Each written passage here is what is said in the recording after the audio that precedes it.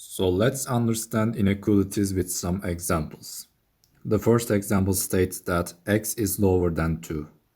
Therefore, x can take values from minus infinity to 2.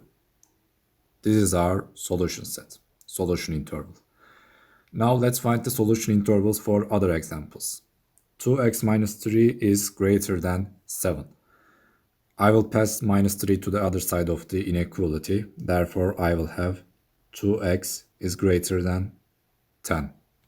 Now I will divide both sides by 2. And here I will have x. And here I will have 5. Therefore, the solution interval of this inequality is 5 up to infinity. X can take values in this interval. Now let's go for the last example. 4x plus 7 is lower than x minus 2. Let's pass 4x to the right hand side and minus 2 to the left hand side of the inequality. Therefore, I will have minus 3x, and on the left hand side I will have 9. Here I will divide both sides of the inequality by minus 3. Therefore, on the right hand side I will get x, and on the left hand side I will get minus 3. However, the thing is, the symbol of the inequality changes to the opposite. So this one will be greater than. Why is that? Let me explain you by showing an example. So let's say that we have an inequality like 7 over minus 3 is lower than 2. Left hand side is negative, right hand side is positive. So left hand side is lower than the right hand side. So in this inequality, I will pass minus 3 to the right hand side of the inequality, which means I will multiply both sides of this inequality by minus 3.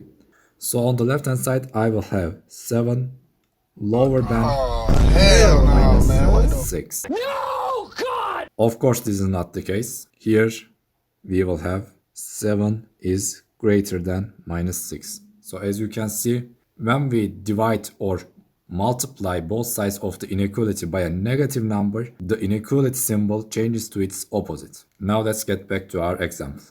So therefore, as you can see, we divided both sides of the inequality by minus 3 and we got minus 3 is greater than x. Therefore, here the solution set or the solution interval is from minus infinity to minus 3. Now let's move on to questions.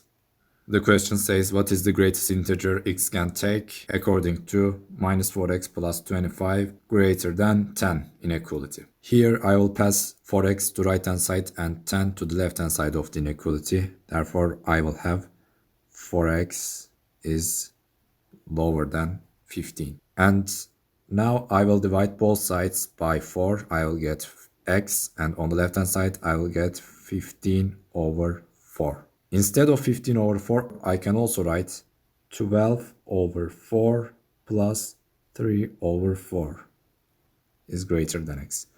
And here I will have 3 plus 3 over 4 greater than x. Therefore, we see that the maximum value x can take is actually 3. Let's move on to the other question. The question asks how many integer values x can take if 5 is lower than 3x plus 11, which is lower than 24. Here I will subtract 11 from all sides of this inequality. Therefore, on the left hand side I will have minus 6 lower than 3x lower than 13. And right now I will divide all sides by 3. So I will have x alone. On left hand side I will have minus 2. On right hand side I will have 13 over 3. This 13 over 3 also equals to 12 over 3 plus 1 over 3. Therefore 4 plus 1 over 3. So the final state of this inequality is minus 2 is lower than x, which is lower than 4 plus 1 over 3. So the integer values x can take are minus 1, 0, 1, 2, 3, 4. there are 6 integer values x can take. So our answer is 6. All right.